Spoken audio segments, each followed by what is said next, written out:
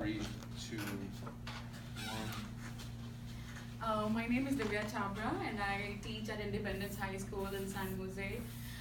So I completed my Bachelor's of Education in India in 2007, and then I realized I really don't want to teach in schools. What should I do now? So yeah, too early. So I decided to get into online teaching, and I never taught in India. I was teaching in schools here. They used to hire some tutors from India, and we used to teach online. So I did work as an online tutor for 6 years, and then because of my husband, we moved here. And I really like the way we teach here, get your hands on onto things, and which was not there in India. So I received an email from my department head that was talking about KCI, and that really got me interested, and I was very much into technology because I was working online. So last winter I completed 2 courses from KCI.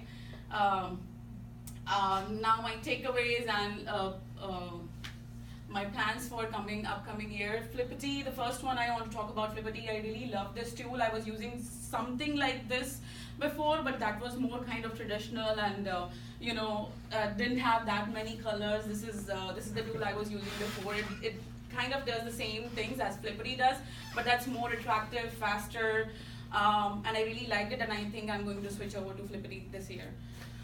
And next one coming up is Kahoot. I love this gaming tool, and I can already imagine my students jumping and getting excited with this. And the good thing about this one is that teacher can control the timing and can stop after a particular questions, giving time to everyone to catch up. So I decided to use this tool to do my warm-ups, because at high school for warm-ups we usually review some basic math topics, and that's really great for that. And they already have too many games and games on different topics already set up there.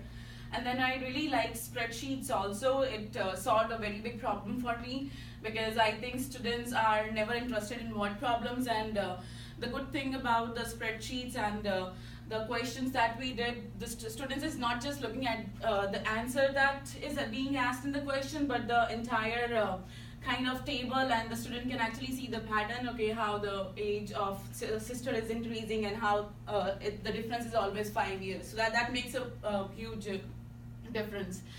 And what was the name of this tool again? Desmos something activity. Oh, was it the activity builder? Yeah. Activity builder, yeah.